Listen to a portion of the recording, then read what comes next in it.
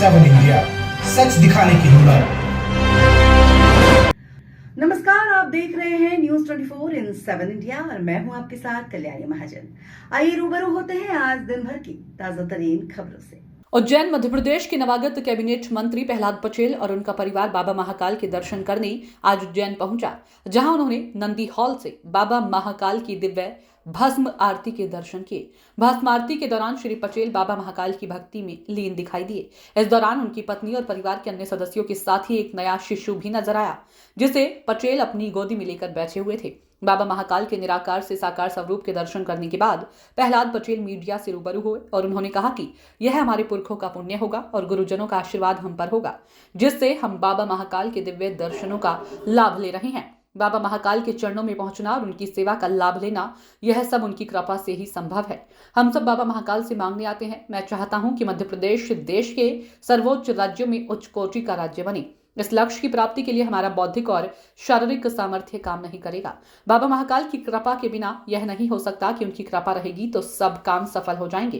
परिवार सहित बाबा महाकाल के दर्शन करने पर आपने कहा कि यह सनातन का संस्कार है। मैं अपने जीवन में कभी भी किसी भी मंदिर में दर्शन करने अकेले नहीं गया। विवाह हुआ तो सपत्नीक ही सभी धार्मिक स्थलों पर दर्शन करने गया और कभी ऐसा मौका भी आया तो पहले पत्नी से फोन पर अनुमति मांगी, उसके बाद मंदिरों में दर्शन किए। उज्जैन से मोहन मेवाड़ा की रिपोर्ट। की बात ये हमारे पुरखों की पुण्याई होगी, हमारे गुरु महाराज परम पूज्य शिवासी जी की कृपा है कि महाकाल के चरणों में पहुंचना और उनके सेवा में शामिल होना और दर्शन करना, ये सब कृपा से ही संभव है। हम सब मांगने आते हैं लेकिन व्यक्तिगत नहीं। मैं चाहता हूं कि राज्य सर्वोच्च सूची में नंबर 1 का राज्य देश में बने। इस लक्ष्य की प्राप्ति के लिए हमारा बौद्धिक और शारीरिक सामर्थ्य पर काम नहीं करेगा। उनकी कृपा के बगैर ये संभव नहीं है। उनकी कृपा मिलती रहे और हम अपने लक्ष्य को प्राप्त करें, ये उनसे चरणों में निवन है। परिवार के साथ आप आए थे ये संस्कार सनातन का संस्कार है कि मैं अपने जीवन में कभी अकेले नहीं गया।